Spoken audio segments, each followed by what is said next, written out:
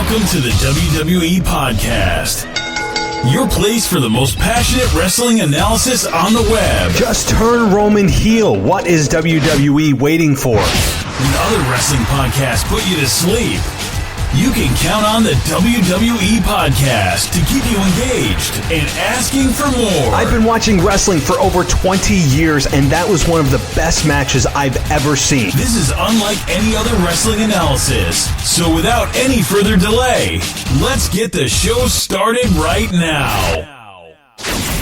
TLC is now behind us. Monday Night Raw is now behind us. We are officially on the road to WrestleMania 36. Crazy to think about, and I know you may say, well, it's not the Rumble yet, but that's the next pay-per-view we're building towards. So this is indeed the official, to me, and really it should be to everyone else who's a WWE fan, the road to WrestleMania is now underway as we build 6 weeks away. 6 weeks away until the Royal Rumble.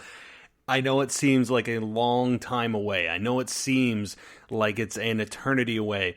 But between the holiday of Christmas and New Year's and all the time off you may have, things will fly by quick. It'll be the new year, and then next thing you know, it's a couple weeks till the Rumble. Boom, here we go. So it's upon us, folks. The road to WrestleMania 36 is here. It's crazy that it's here, but it is here. And like it or not, it is time to think big with WWE WrestleMania. Start to think about the possibilities of the card for WrestleMania, right?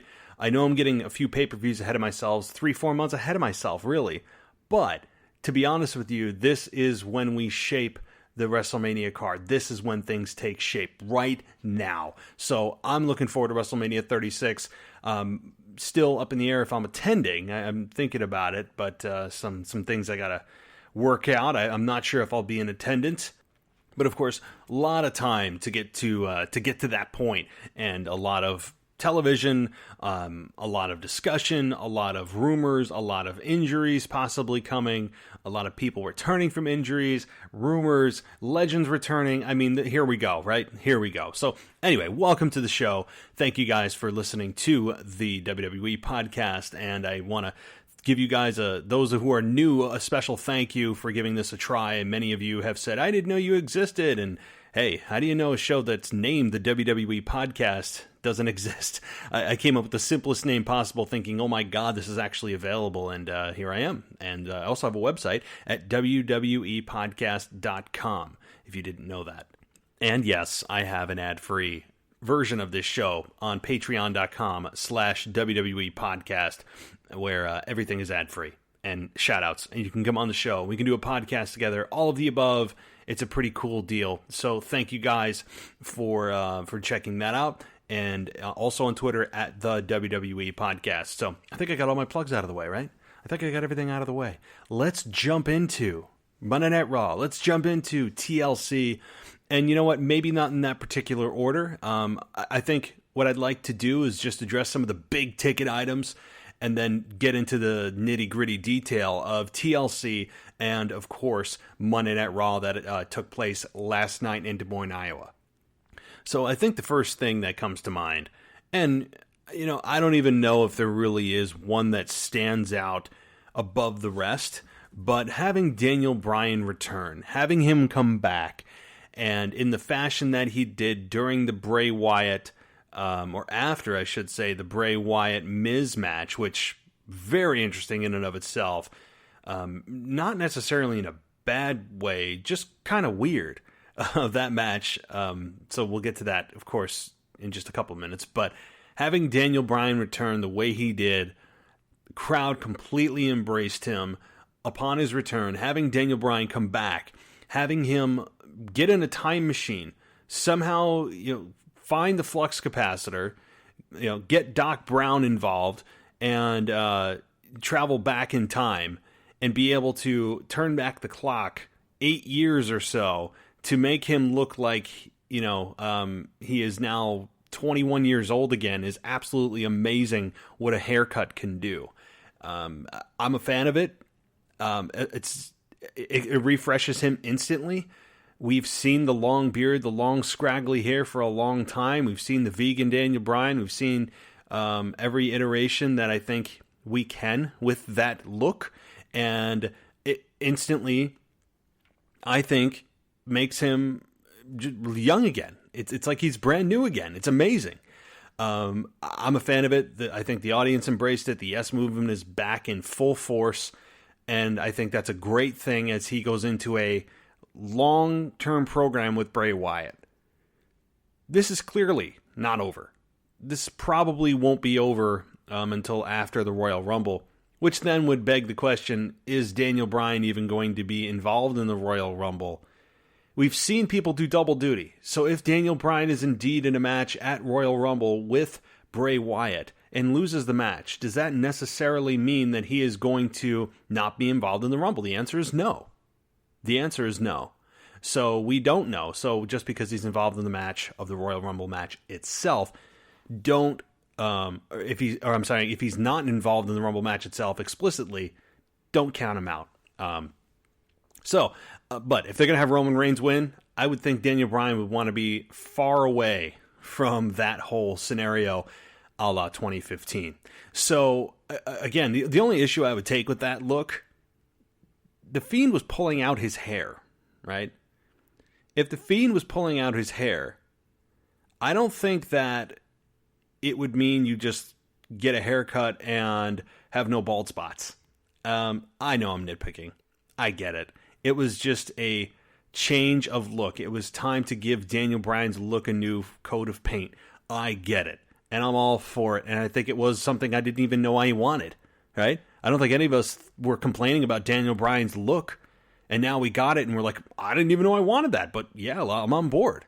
And I am. And I think most people are. I haven't heard a bad thing yet about the way Daniel Bryan's look is. I just, as I'm thinking, well, he pulled his hair out. You'd see bald patches everywhere, right? But hey, nitpicking. Okay, let's get into TLC a little bit. As I went on to, that was the very first thing that I thought of was the Daniel Bryan return. And again, as we get into TLC, I didn't have a huge expectation for this pay-per-view. As you listened to myself and Ashley last week, and by the way, I'd like to send out an official apology to Ashley as I convinced her, as I talked myself and Ashley into the booking scenario, our fantasy booking scenario of having Becky and Charlotte win and booking it all the way out to WrestleMania. Yeah, my bad, Ashley. My bad. Don't ever let me talk you into that again. And furthermore, don't let me talk you into something that has money on the line. All right, I am not your go-to guy. Don't bring me to Vegas. So my apologies. All right, well, so let's get into a little bit more. I thought that TLC as a whole was a good pay-per-view for a pay-per-view that had the bar set pretty low. This is clearly a B and C pay-per-view. This is a pay-per-view that they just have to get through. It's the end of the year. It's the final one of the decade. And I think that I would give it a thumbs up show. I really would. I would give it a thumbs up show. And I'm not a fan typically of gimmick pay-per-views. I'm just not. I like matches to make sense. And when stipulations or the storyline warrants stipulations and calls for it, I'm on board. I don't like the stipulation to warrant the match. And in this case, it was just a gimmick pay-per-view and tables, ladders, and chairs. And we got toy references. And, we got all the cliches. And Vic Joseph, who, look, I didn't expect to be talking about Vic Joseph, the Raw commentator who took Michael Cole's place and Michael Cole went to SmackDown. Vic Joseph is, like, I don't know. There are some times where I want to slap him in the mouth. And there's other times he just kind of is the wallpaper. He's just kind of there. And he's the most generic commentator you could have. Very play-by-play, very by the book, very just blasé, there, solid, but nothing to write home about. Yeah, and look, he does his job well. It's not an easy job. He's relatively new. I get all that. But here's a couple of tips to Vic Joseph, as I'm sure he's totally listening to this. Vic, every call you make doesn't need to be the bottom of the ninth inning. All right? Every match doesn't need to be life or death. It's as if Vic Joseph has 2 gears, 1 and 10. There's nothing in between. He could be very solemn talking about something and then immediately spike it up to 10. Every match has to be the bottom of the ninth. Walk-off home run. It doesn't need to be. I know that he is trying to get talent over. I understand that. That's their job. And I'm all for that. That is the number one function and purpose of commentators, is to get talent over. I am understanding of that. That is something I completely agree with. On board completely. But Vic Joseph does it to the nth degree. And every time there's a tag match and there's a tag, he has to say tag. I heard this in another podcast, of which I will not give free promotion to. It's one of the larger podcasts. We could probably all figure it out. And love them, by the way. But I got this from them. Somebody mentioned, a caller on that show mentioned that every time Vic Joseph, or the tag match is going on, Vic Joseph has to say tag. It's true. Now I can't stop listening. Now I can't stop noticing. I don't know why he incessantly has the urge to say tag. Listen, now you won't forget. And my apologies. It's like somebody getting the Baby Shark song in your head. Now you can't unhear it. And now it's stuck in your head. And now you're going to notice every time. Same thing here. And so my apologies. But Vic Joseph, he's very bland at times, but he also overdoes it at times. And Jerry the King Lawler, as much as I loved him during the Attitude Era, and I loved him and Jim Ross, does he add anything to commentary? Does Jerry Lawler add anything beyond a couple of funny quips and funny lines occasionally that will make me laugh? But outside of that, he is extra stupid on commentary. And I mean that in a way that's not insulting to him as a person. It's insulting to, what I'm trying to say is it is by design, a commentator, especially color commentators, are designed to embellish the match or act as if they don't know what's going on or what could happen next, that they have no intelligence whatsoever as to what could be coming next, or when they always, like some of the, for example, some of the cliches that are said by color commentators is, and he's got to be thinking, what do I have to do to beat this man? What's left in their arsenal? How many times do you hear that? I mean, we heard it how many times on Monday Night Raw?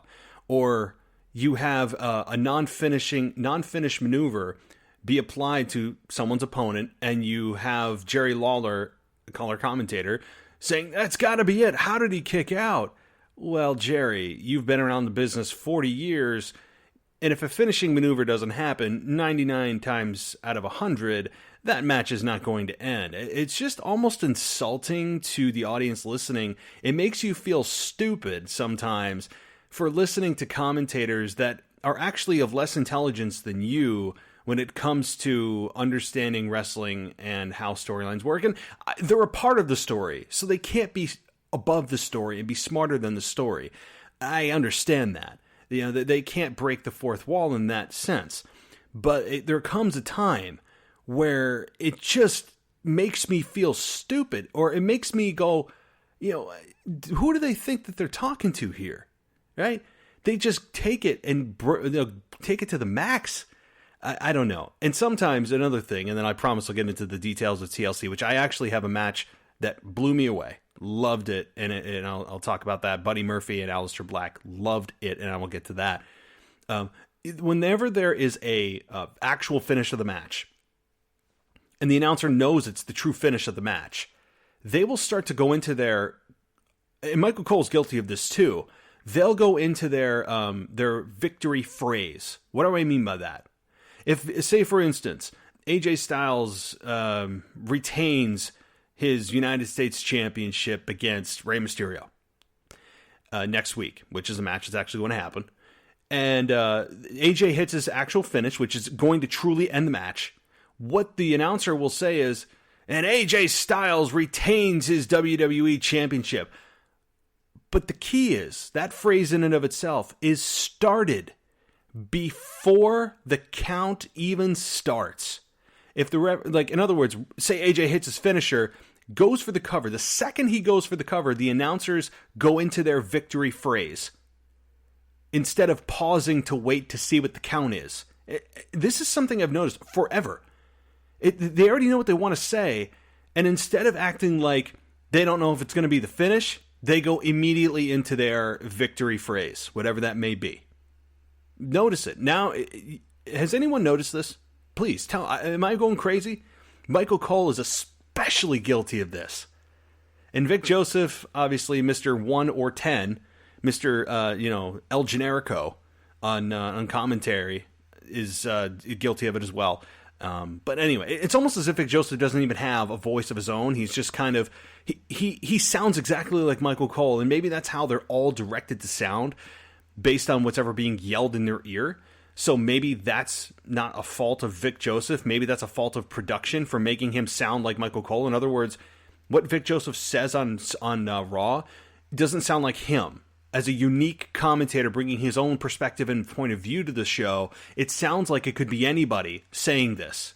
You ever notice that? Even freaking Samoa Joe has been brought into this corporate fold of production in terms of commentary. Anyway, I mean, I could go on a whole show on commentators because I think it's an overlooked flaw and at times strength, no doubt. But more often than not, I think the commentary is responsible. Well, they are responsible for delivering the narrative. As Jim Ross always says, the wrestlers provide the music, we provide the lyrics. And that's so damn true. But WWE is so micromanaged at every level, especially at commentary, because they want to make sure that their message is being delivered in the corporate way that they want it to be delivered. So they have their corporate cronies out there and corporate drones who just speak the way whatever way corporate wants them to speak and management wants them to speak. And I understand they're a business, but okay, see, I'm getting on a tangent. Maybe I'll make a whole damn show about this because this is something that I've never really gone into depth about. But commentary is overlooked and sometimes a culprit for a lack of a show being good. I mean, to put it point blank. Okay, TLC. Let's start here from the kickoff. And the kickoff was Humberto Carrillo defeating Andrade via pinfall. And this was I really love this match. I mean, how can this match be bad, right? You have Humberto Carrillo, up-and-coming star. Andrade, somewhat of an established star, hasn't really quite found his mark yet. But we had Andrade refuse to speak to Vega after his loss, because Carrillo hit a reverse Hurricane Rana from the second rope and a massive moonsault and got the 1-2-3. I think the big ticket item here was Andrade refusing to speak to Vega and waved her off before walking to the back. A very good match, though. I mean, do I see Andrade and Zelina Vega splitting? I hope not. I hope not, because I think Zelina brings a lot to Andrade, because number one, Andrade doesn't speak great English. And having Zelina as his spokesman is kind of the same dynamic, or it is the same dynamic as Heyman speaking for Lesnar. Yes, Lesnar knows how to speak English, but Lesnar doesn't cut good promos. He just doesn't, right? He never has. Paul Heyman is the perfect mouthpiece, as same with Zelina Vega. So I would not split them up. I think it may be just kind of a red herring, and maybe just kind of a false finish, if you will, of having these two head down the path of Splitsville. I mean, you saw them kind of reunite on Raw this past week too. So, all right, then we got the SmackDown Tag Team Championship. The New Day defeating the Revival in a ladder match. So this match got off to a really fast start, and the ladders were introduced early by Dawson and Wilder. But Kofi was the one who got the spotlight early. He took out all three men. Big E took a really crazy bump on the ladder, and I think he got superplexed on the ladder, and he landed on his shoulder and only his shoulder, and it still busted the ladder, which is crazy. I would like to see Big E stop with the suicide dives. Every time Big E does a suicide dive, I close my eyes. I mean, this guy is 260 pounds of just a ball of muscle. And I feel like he's shortening his own career and putting the career of his receiver at risk. It's just crazy. So let's see here. We're going down really the description of the match is what I'm looking at, just to make sure that I hit all the spots that I wanted to talk about. Let's see. Kingston came up short at times. He once got caught in a shatter machine off the ladder. Big E made the save. Multiple ladders were being pieced together. They always do that nice little puzzle of ladders that they like to put together. And Wilder came off the top rope with a splash on Big E, breaking the ladder, as I mentioned. So the finish here was Kingston hung horizontally on the ladder with his legs through the rungs, and just as the Revival went to grab the championship, Big E came back and hit Wilder with a big ending from the ladder to the canvas, leaving Dawson by himself. Dawson made a play for the championships, but Kingston pulled himself up, hitting Dawson with hanging titles before retrieving them successfully in a title defense. Very good here. And by the way, I'm going to give credit to CBS Sports. This is where I'm getting my description. So if you're like, hey, you're reading this. Yeah, I am reading it. Why the hell would I make my own description of every match when I can just read what someone else did and then comment on my thoughts on the match, right? So I had somebody else mention that. And I'm like, yeah, why would I rewrite something that is already written? So thank you, CBS Sports. So CBS Sports gave this an A-. I would say that it was a B+. I wouldn't go into the A category. Maybe it's because I'm not a fan in general of ladder/TLC matches as a whole, because I think it exposes the business to a level that is almost unpardonable at times. Great spots. Loved the intensity. Loved the sacrifice. Loved the effort. Of course, these two men, Big E and Kofi Kingston, facing Dash and Dawson, 4 professionals in that group, made this match very good. I had a lot of positivity, no pun intended, coming out of this. I enjoyed what they did. The spots were intense, again, physical and cringeworthy in a good way at times. The story was a little lackluster, though. I mean, I don't know. It didn't have a whole lot of zest going into it. The only thing going into it was that Dash and Dawson say that they're all about fists, not flips. I love that, by the way. In a world that is all flips and no fists, per se. So very good, I think, stance and framing of what they are as a team against New Day, who never take anything seriously, as Dash and Dawson pointed out. So that was really the story. But the exposure of the business in ladder matches, it's just, and what I mean by that is, these guys put themselves through hell, right? They put these puzzle pieces together of origami ladders, and they're able to jump off and do, insane stuff, and yet they can't just put the ladder up and just climb up the ladder like it's meant to be climbed up, right?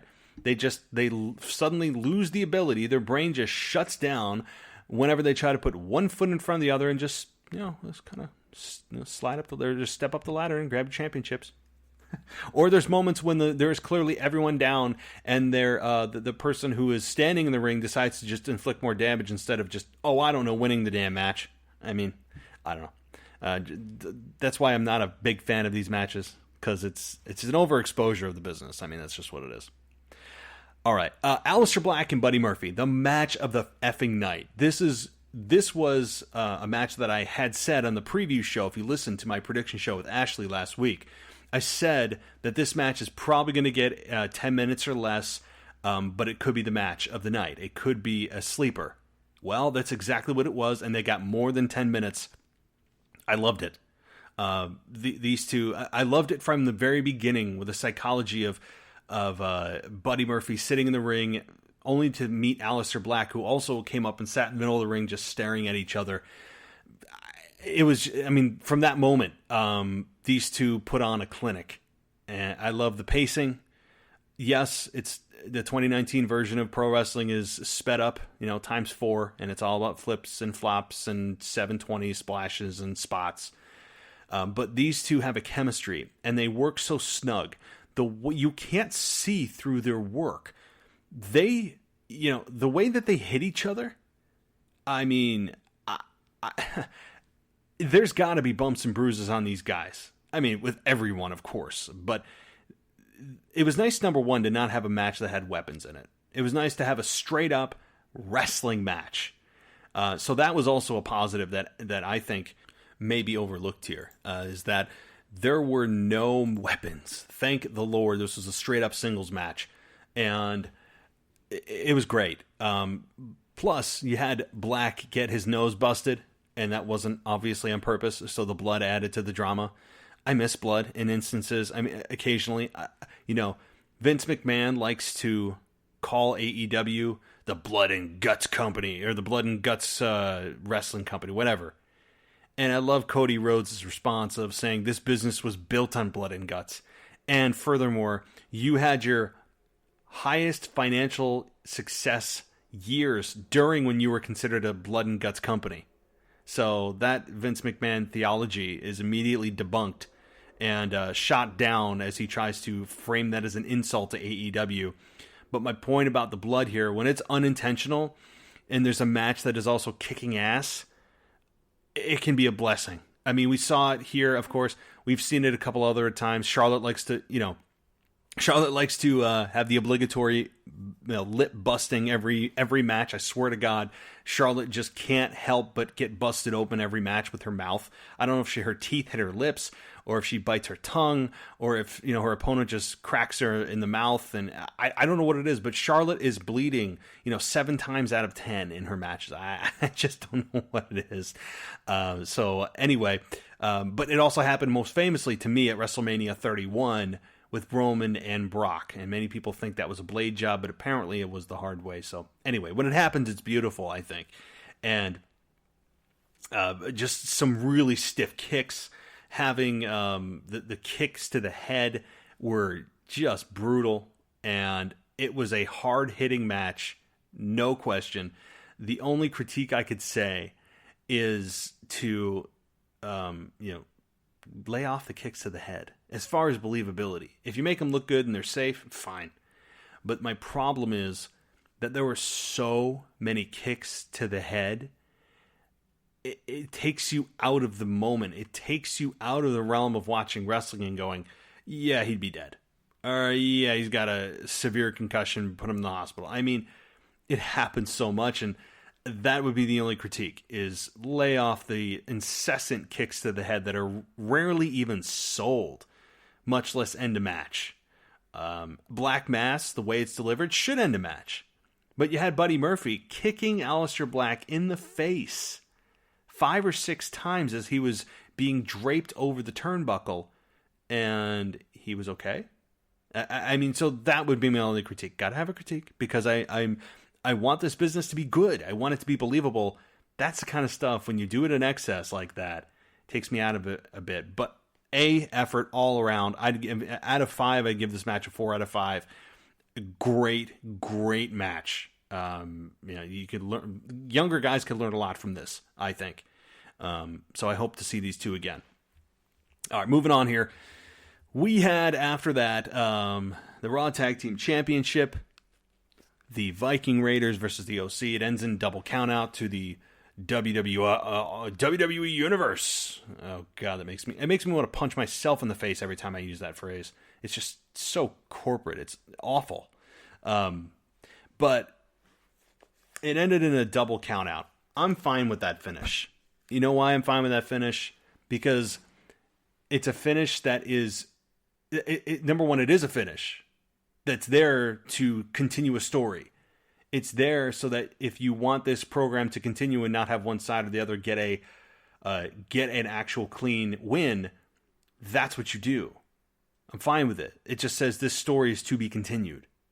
I know the audience wanted a clean finish, but it's not an A pay-per-view. It's not the blow-off pay-per-view. This is a B pay-per-view. You don't need to have every rivalry blown off here. It's hey, this isn't the end of the story. So I'm fine with it. It ended with Anderson being put through a table that was set up at ringside for a family to eat KFC. Yeah, I said that right. It was set up for a family to eat KFC at ringside. Clearly a sponsored portion there. Whatever, I get it. But number one, could they have not chosen a better match for them to sit at ringside for? I mean, out of every match that was on the card, you had to put them in this match at KFC at ringside to watch a match that, I mean, out of the 7 or 8 matches on the show, was probably the least anticipated. So if I won that contest, I'd have been like, oh, cool. Do I get like the championship match? No, we'll put you in a championship match, but it's going to be the Viking Raiders versus, I don't know, because they didn't name their opponent. So anyway, all right, moving on here. Let's see here.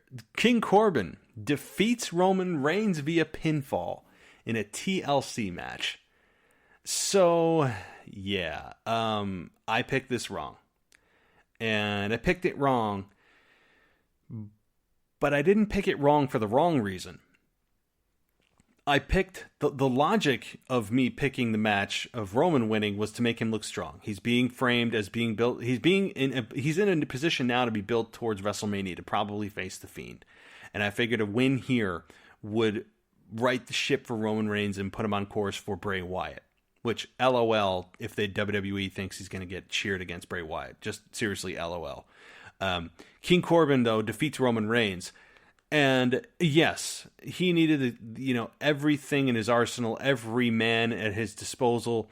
And by the way, if you are the King security team, why are you going at Roman Reigns one by one? I mean, couldn't you just come at him as a group? This isn't the 24/7 championship where everyone runs single file and it's the same 6 guys going after, R-Truth for the 24/7 championship. You don't have to run in single file like a bunch of fools. You can surround him and come at him at multiple fronts. I mean, that would be the most logical reason or logical strategy. But hey, what do I know? This was all about, though, Roman Reigns looking strong. And even though it was like 12-on-1, still having the ability to almost still pull it off, Roman came away, even in a loss, looking strong. That's the goal. I would say the mission has been accomplished here. Corbin had to reintroduce the dog food again, but he hit Roman Reigns in the head with the can, then choke slammed him through the table. That was a near fall. Then we had Dolph Ziggler disguised at ringside and interfere with a super kick to put Reigns down again. Ziggler here was the real heel. I think Ziggler did a great job of being there just as Roman was about to finish things off. He did it twice. When he was about to spear Corbin on the outside of the ring, and when he was about to spear Corbin at the end of the match to win the match, Ziggler was there, and I think the heat goes to Ziggler, not necessarily Corbin. And I'm fine with that. I think we all think Ziggler is one of the most underutilized talent in the history of the business. I mean, I really don't think that's an understatement. I don't. You could put him in the top 10, easy. But Ziggler did a great job here. The fact Roman Reigns was even able to come close to winning was the idea that he put down 12 guys and just about put away Corbin, and he escapes with an end of days on a steel chair for the 3 count. And the Revival got involved too with a shatter machine.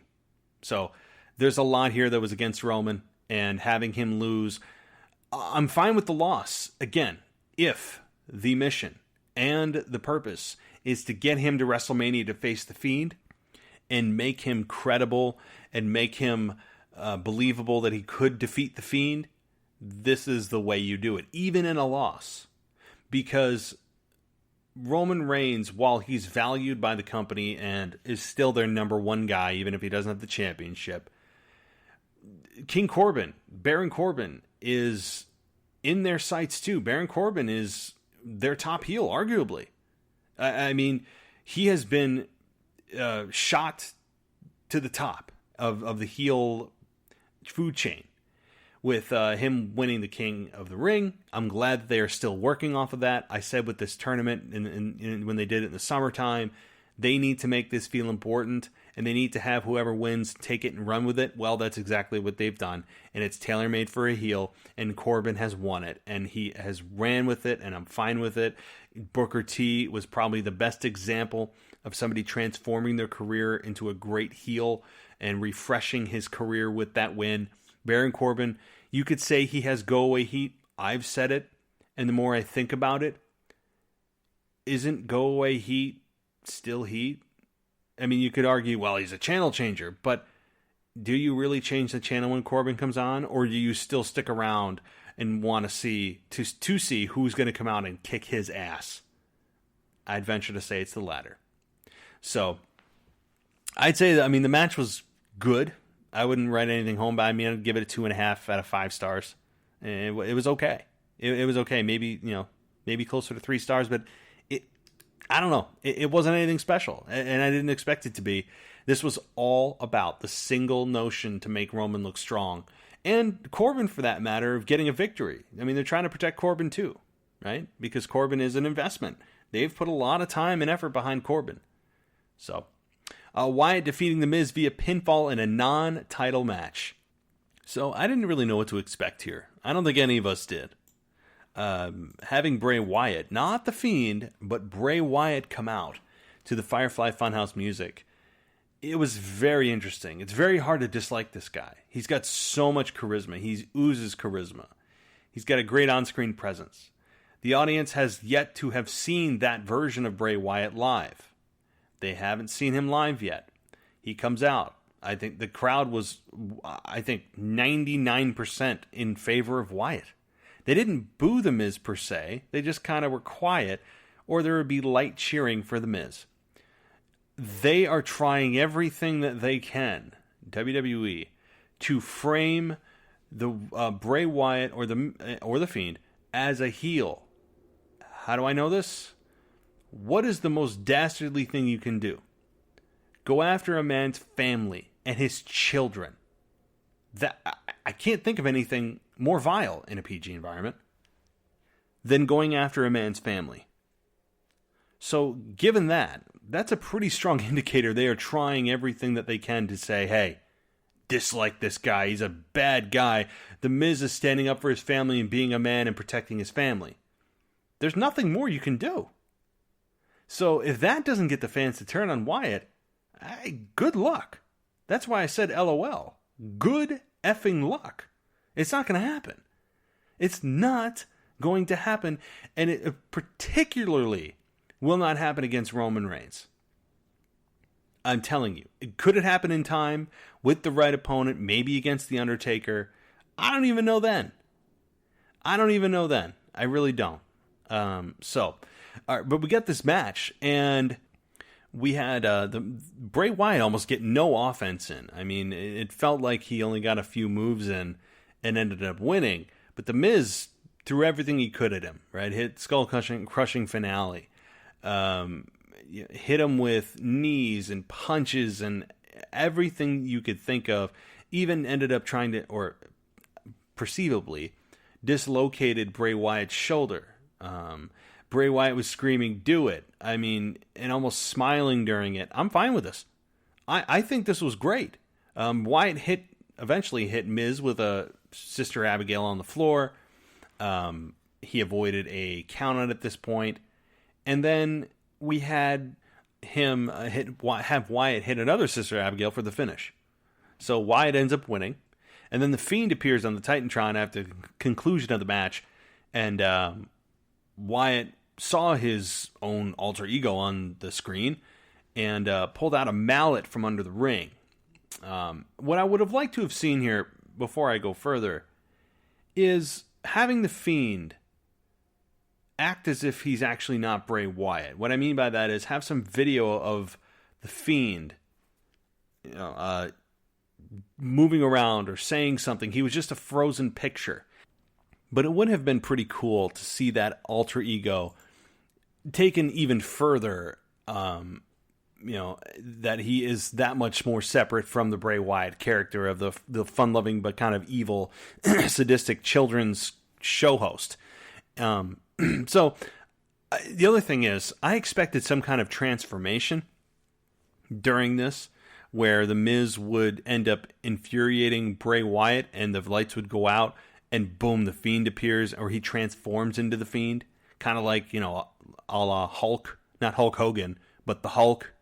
I was thinking something like that, and maybe that's still something they'll use down the line, where somebody angers Bray Wyatt enough to where, maybe he starts laughing or something happens, and he transforms into the Fiend, as if it's like his superpower or his spinach. I don't know. We'll see. But that's what I thought. But he got a mallet from under the ring, and before he could use the weapon, Daniel Bryan, of course, appeared, as I mentioned earlier in the show, hit a running knee to lay out Wyatt, and then hits his kicks and another running knee. The crowd loved it. He took the mallet, and before he could use it, the lights went out, and Wyatt disappeared, and they came back on. So I thought this was great. I loved it. I really thought this was very well done. Saving Wyatt. I'm a fan of not having them pay that off yet, having you want to wait to see what happens with Bray Wyatt. And when I said that, Wyatt's not going to get booed, well, he's not going to get booed against Roman Reigns. Against Daniel Bryan, I think the crowd will be more subdued, and they won't boo Bray Wyatt because he's so damn good and intriguing and creepy. They'll probably be just a little quieter and cheer Wyatt or cheer Bryan, but not boo Wyatt. Or maybe cheer for both. I just don't see a scenario in which Bray Wyatt gets booed. It's crazy. But show me an opponent, and don't even tell me Undertaker. Tell me somebody that WWE can go to get the Fiend booed. And don't even say Stone Cold Steve Austin, when that was teased a number of months ago. I don't even think he'd get booed against Austin. I don't know. Because we all know Austin's not coming back for a match. It would just be a cool moment. WWE is all about moments. He attacked a bunch of legends. Angle was one of them. By the way, he also attacked Braun Strowman, which we're all supposed to forget. That went, that went nowhere fast. But so anyway, back to this. I'm a fan of this. I think it progressed the storyline very well. Bray Wyatt or Daniel Bryan's haircut, very good. And I see this going all the way to the Royal Rumble. And I'm interested to hear Daniel Bryan's explanation as to what happened to him. Very interested. And where does The Miz go from here? Does The Miz just go back into kind of obscurity of bringing random people out on his show every week? Or does he actually try to continue his program with The Fiend? Who knows? I think The Miz likely goes back into obscurity, or he just kind of disappears for a few weeks. And when he just comes back on in time for the Rumble, maybe a few weeks before the Rumble, and has, I don't know, somebody on for the championship match. Because, Brock Lesnar's on his way back after the new year. So maybe that's what happens. Maybe The Miz just kind of a conduit or a platform for another program that's going on, and we all just forget about what happened with Bray Wyatt. I think that's probably where they're going. All right. Moving down the line, Rusev and Lashley in a tables match. I don't know. I mean, it was okay. It was what we thought it was.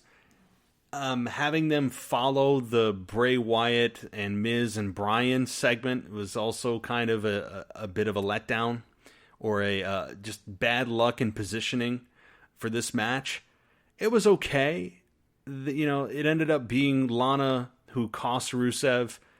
And this is where I miss the Attitude Era, where the men could actually fight back against the women instead of just being punching bags because, it's 2019, we can't, we can't defend ourselves against women because that's sexist, or that's domestic violence or violence against women, which is a whole bunch of nonsensical crap. I would have liked to have seen some kind of retaliation for Rusev. All right, I don't need this soft 2019, bunch of social justice warriors coming after WWE because, oh my God, look what they did. Look what they did. They're promoting violence against women on TV. But yet you can have the women slap and kick and punch the men at their will with no repercussions. I mean, it's just foolish. It's stupid. And I'm not a fan. But which is why if I see Nia Jax in the men's Royal Rumble, and don't tell me, it's 2019, she can identify as a man. Don't give me that BS. All right, I didn't want to go there. All right, I'm feeling myself boiling up with that whole topic, but I will not. And I will just say, if she comes in, I hope that she immediately, gets hit in the head with a chair and forgotten about. All right, that is a bunch of nonsense if that happens. All right, I don't need, and rightfully so. If a man went in the Women's Royal Rumble, my God, the backlash. But it's okay for a woman to enter the Royal Rumble, and attack a man. It's the Men's Royal Rumble. And you're telling me that she can just enter because she attacked a competitor. That's double bad. Number one, she's not a man. Number two, it shouldn't allow you an automatic pass to just attack the person who's coming out as a legal entrant, to you then suddenly inherit that entrance ticket because you attacked unfairly the person who was coming out to participate. I'm telling you, I'm still pissed about the Nia Jax thing. I'm glad she got her ass RKO'd. Can you tell I'm not a fan of Nia Jax? And I hope she returns as a heel. And when I say that, I'm a fan of her being a heel. I'm not a fan of her as an actual person. I've seen things that she's tweeted outside of her character. I'm not a fan. Not a fan whatsoever. But I hope she comes back. I would put her on my roster because I think she's a natural born heel. So hopefully we get that. But back to Rusev and Lana. I hope Rusev ends up somehow retaliating physically against Lana. We won't see it.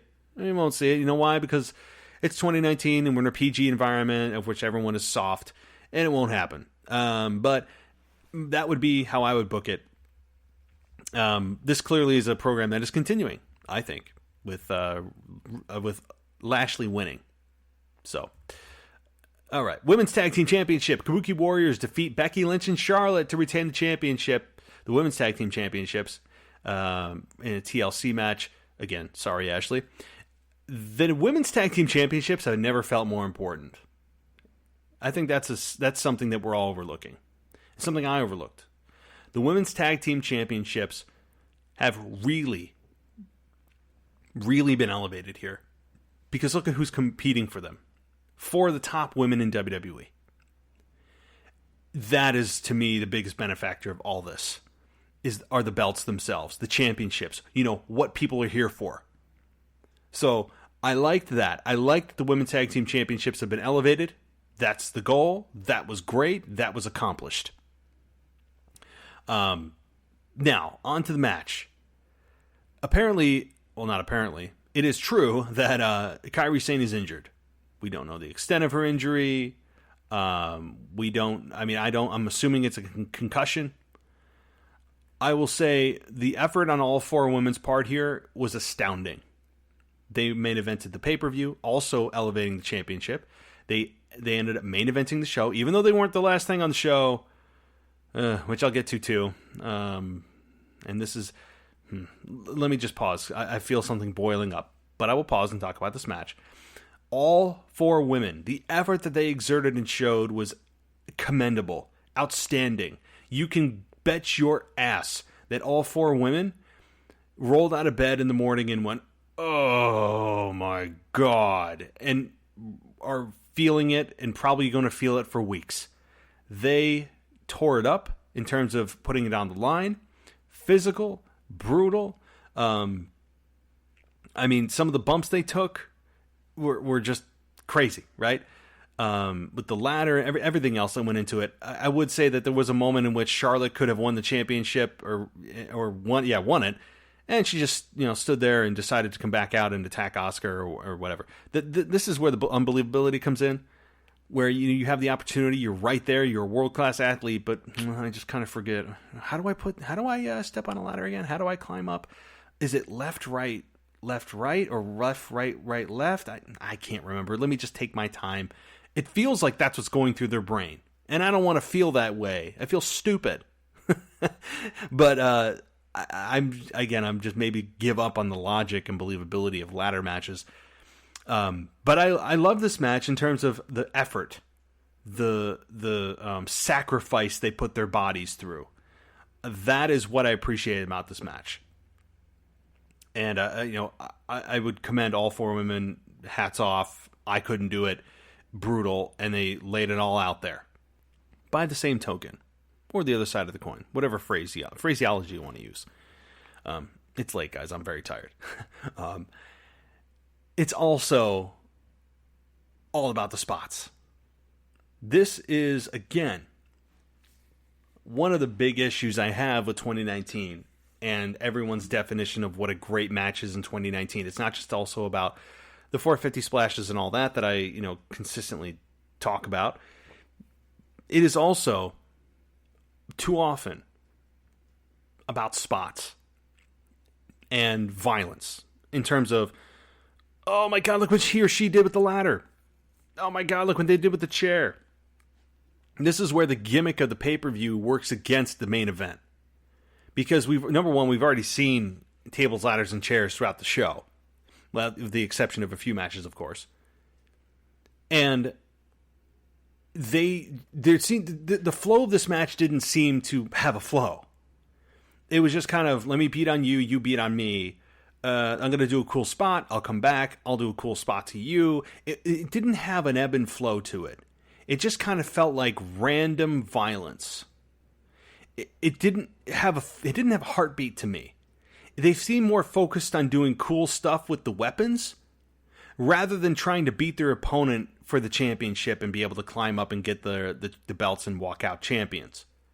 I mean, we saw it how many times when there was multiple opportunities for Charlotte and or Becky to climb up quickly, and Asuka and Kairi for that matter, and instead they just decide to go to the next cool spot instead of realizing, oh yeah, let's look up. Oh, that's what we need to win. Well, screw it.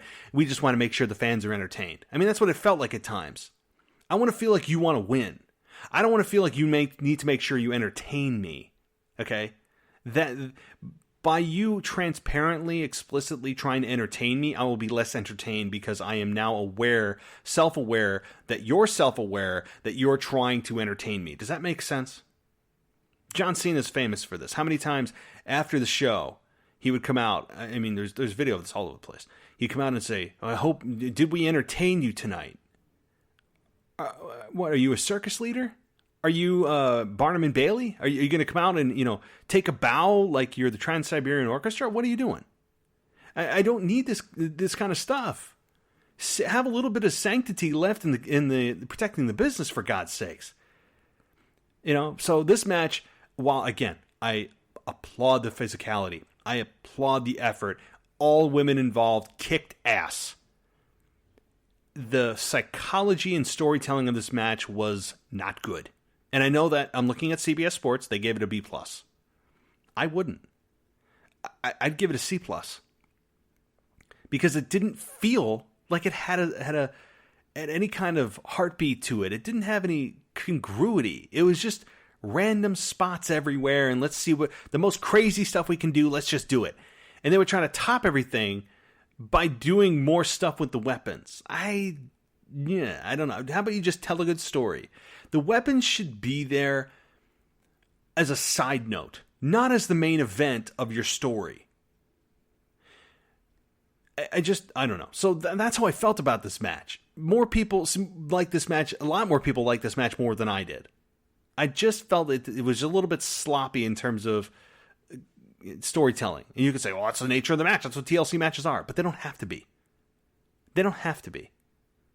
They can be based around a good logical storytelling through wrestling in the ring.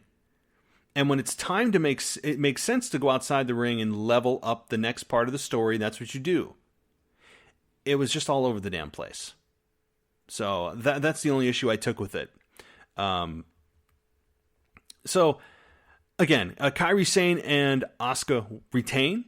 I have no problem with that, other than me feeling bad for changing people's minds that Becky and Charlotte were going to win. But moving on. Roman Reigns and Baron Corbin continued brawling. So here's the thing. This is what I was saying I was getting boiled up a little bit about.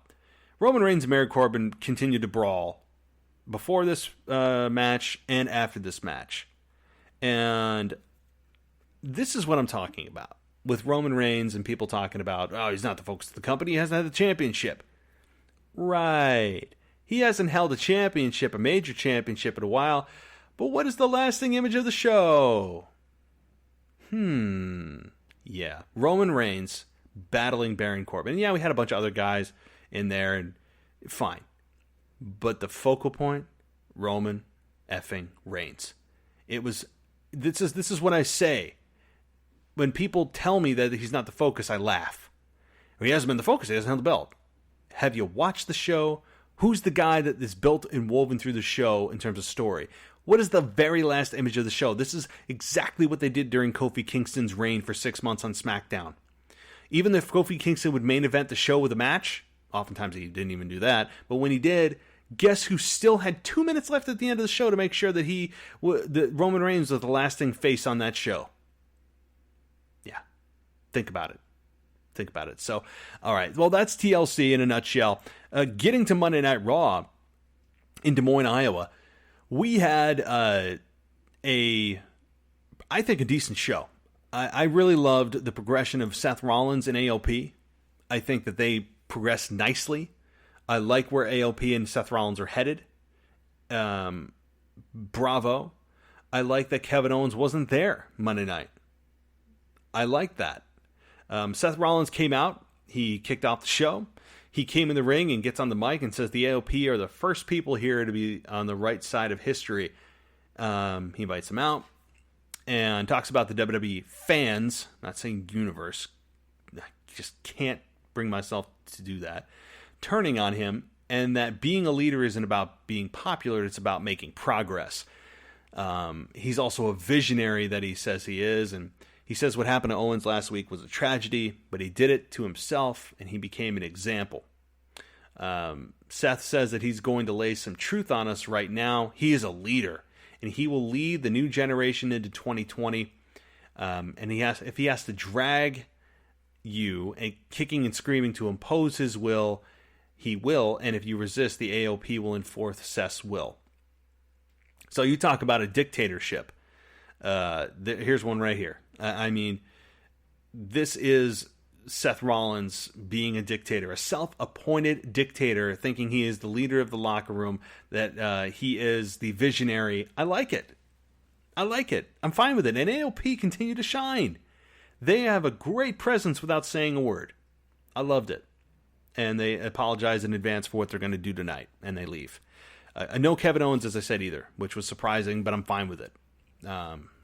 Okay. We had the Viking Raiders versus the OC in a non-title match. Again, Viking Raiders getting a lot more focus nowadays. And I'm fine with that too, because they're the WWE Raw Tag Team Champions. They certainly need a little bit of I think, a bump in their exposure, certainly. So we had the OC win here after Gallows and Anderson double-teamed Eric with the Magic Killer for the 3 count. This was a good match in terms of quality. They continue to evolve. I'm saying these two pairings, these two teams continue to evolve in their match quality. Obviously, as they work more together, they will get better, and that's what we've seen. The OC now carry a second victory over the Viking Raiders, which then puts them right back into the title picture. I believe Vic Joseph even said that they're the new tag team champions, but oh yeah, they weren't on the line. The other thing I like about this is that they've brought back the best tag team in the world trophy. Own it. Make it mean something. They did, and I like that. Okay, let's see here. Eric Rowan again beating an enhancement talent. It feels like it's been done every week now. Not much to say. It's just kind of business as usual. Okay. So Lana and Lashley come out to the ring. They talk about the issues with Rusev. They talk about Lashley's victory. Lana says she thinks Lashley is wonderful and beautiful and gives her butterflies. I think she said that like 6 times. It's almost like she forgot her lines and just went back to the one line she remembered in the script. Crowd chanted for Rusev Day, and Lana and Lashley both tell them to be quiet. It eventually ends kind of awkwardly, but that's just what Lana is. It's just kind of awkward. She says she has to ask Lashley something, and she asks him to ask her to marry her. Lashley teased, "Nobody tells me what to do," as if he was going to turn on Lana. And he didn't. And he said, except for you. You can tell me what to do. He ends up proposing. She says yes. And she said that's exactly what they rehearsed. So, all right. I mean, I guess they're engaged. And maybe Lashley ends up turning on her. I hope. I don't know. I need something. I don't know. I don't know where this is going, but clearly Rusev is not done with this. He didn't show up, and neither did Kevin Owens. So kind of a heel-heavy show. All right, then we get the gauntlet match to determine the number one contender for the United States Championship. It started out with R-Truth and Akira Tozawa, or as it's now known, or as he is now known, just Tozawa. Added to the long list of names that WWE just decides to chop off the first name of, right? I mean, Antonio Cesaro. It's just Cesaro now. Remember it was Antonio Cesaro, right? Right? So WWE just has this issue with first names. If I went into WWE, I wouldn't even bring a first name with you because it's going to be chopped down. It's not going to exist. Okay. So Truth fought back. Tozawa was able to roll him up for the 3 count. And then after R-Truth is eliminated, the single file, continuing consistent cast of characters who run around trying to get R-Truth's championship. Well, they did just that for the 24/7 championship. Ricochet then enters, and Ricochet beats Tozawa. Matt Hardy enters. Ricochet dispatches of him pretty quickly. Humberto Carrillo comes out, and Humberto drops him and hits a moonsault off the top for a 3 count. Ricochet is now eliminated. So Humberto Carrillo ends up getting the victory here, and then Andrade enters the match, except he ambushes Humberto from behind, and then beats him down. Andrade pulls back the padding on the floor to expose the concrete, and then hits the underhook DDT on Humberto for the not for the 3 count, but for really a no contest, which is what happened here. Rey Mysterio runs down to check on Humberto, and Andrade and Zelina exit through the crowd, so it's a no contest. By the rules of WWE, when a no contest happens, that tells you that there's going to be some kind of fatal 4-way. That's just what's going to happen, or triple threat. So be prepared for a triple threat. It's probably going to be Humberto, Ricochet, Rey Mysterio, and AJ Styles for the fatal 4-way for the United States Championship. That's just the rules of WWE. They don't ever want a one-on-one. They got to make sure that they have at least one multi-man match. It doesn't make sense, but that's what's going to happen. Mark my words. All right. We have Rey Mysterio continues to check on Humberto. So Rey is still in the ring. Seth Rollins and the AOP come out as Seth Rollins is holding Rey Mysterio's metal pipe that he lended Kevin Owens. AOP beat down Rey as Seth talks trash. Seth says he's a merciful leader, and tonight is Rey's lucky night. And Seth tells Rey he owes him one. And as Rollins is about to leave, he turns around and gives Rey the curb stomp. So, I'm fine with it. I think this is Seth Rollins at his best. This is the Seth Rollins I love. I'm starting to hate him in a really good way. And you're talking about people, Paige even said on Backstage that, and even CM Punk said, they're going to start cheering him because he turned heel. That's the ironic thing. No, it's not. If you do your good job, your job as a true heel, I'm not talking about the cool heel. I'm not talking about the heel that makes you want to sell t-shirts. I'm talking about the despicable human being that really, truly makes you want to see them get their ass kicked, not cheer them because they're doing a great job in entertaining you, which is unfortunately what has been redefined as a good heel in 2019, and really for the last decade, unfortunately. I don't want that kind of heel. I want the kind of heel that makes you angry. Anger is a foreign emotion in WWE booking. Instead, they're concerned about selling t-shirts or what's cool. Make people hate someone. Hate them. How do you do it? Well, Seth Rollins, he's a self-appointed dictator. People don't like that.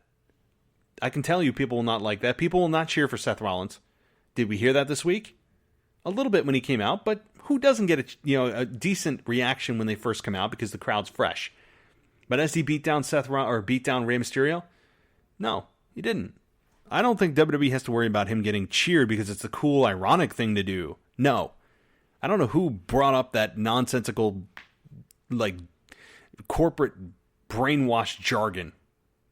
I don't know. But, all right. Moving on. Asuka beat Deonna Purrazzo.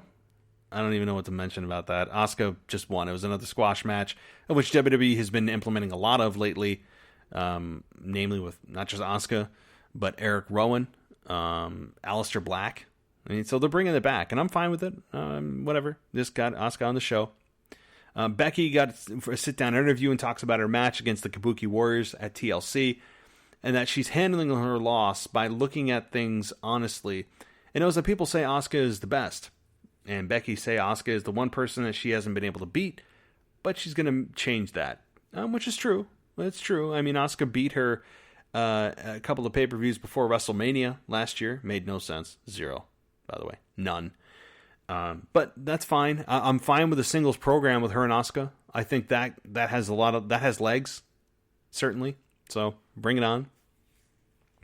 Then we got a backstage promo from Rey Mysterio, as if he never even got attacked. I mean, Rey Mysterio was acting as if, the way he was presenting the promo, it was almost as if he pre-taped it before he got attacked. Made no sense. If you got curb stomped and beat down by, two massive men, you would at least be, holding your neck or in a trainer's room. No, it was just he's just chilling in his locker room. So it was clearly done before. I actually thought it was a mix-up because it just didn't make sense to me, but whatever. Rey Mysterio says he's never gone one-on-one with Seth Rollins, but next week will be the first time because Rey accepts Seth's challenge for the United States Championship. Fine. It'd be interesting to see if Seth captures it, though.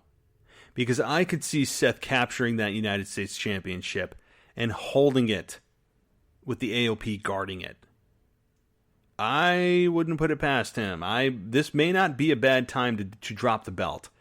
Seth with the belt, I think, has more value than Rey with the belt at this point. I really believe that. So, just something for food for thought. Not often do championships change hands on a non-pay-per-view event, but it happens. Certainly, we all know. And I wouldn't be surprised to have Seth capture the United States Championship next week. I would have him do it. He's got 2 guys behind him now. What better way to add more heat than him to cheat to win, use his guys for protection to keep the belt? It's an old school formula, but it works. So, okay. Randy Orton versus AJ Styles for, as WWE framed it, 84 times, a main event anywhere in the world. Randy Orton versus AJ Styles. They had about 8-9 minutes for this match. Orton started off strong. AJ fought back with a springboard move. Orton kicks him off the rope and down to the apron. I'm not going to go move by move here, but AJ looks for the Styles clash. Orton fights out. Orton and AJ trade blows, leading to Orton hitting the draping DDT off the middle rope. He then looked for the RKO, but AJ saw it coming and blocks it. AJ looks for the calf crusher. Orton fights out. AJ then looked for the phenomenal forearm, but caught him in the RKO for the 3 count. The ending was a little weird. I feel as if when Randy went for the RKO, the first time, we had AJ on the rope looking like he was going to deliver the phenomenal forearm, and Orton jumped up in the air, and AJ stopped. And then he did it again and then got caught. So why would AJ do it again if he know that's what the plan or the counter for his phenomenal forearm that Orton was just trying to attempt? Why would AJ Styles try that move again? Made no sense. But it's cool, right? And we all love the RKO. So Randy Orton gets the win. And after the match, Gallows and Anderson hit the ring to beat down Orton. And the Viking Raiders come out for the save. And the OC outnumber the Raiders and clear the ring. And they hit the Magic Killer on Eric and pose with AJ as Raw goes off the air. So a heel-heavy night. No Rusev. No Kevin Owens. a heat-building heel night, and I'm fine with that. A heat-building heel night that is needed. I don't always need the baby faces to go over clean or make sure the fans are sent home happy. Anger can turn into money. Anger can drive ratings. And I think it's an emotion often overlooked because WWE blows off their heat so quickly that they don't give fans a chance to make them want to pay and keep tuning in to see the heel get their ass kicked. And I think that's an emotion that needs to be utilized and exposed more.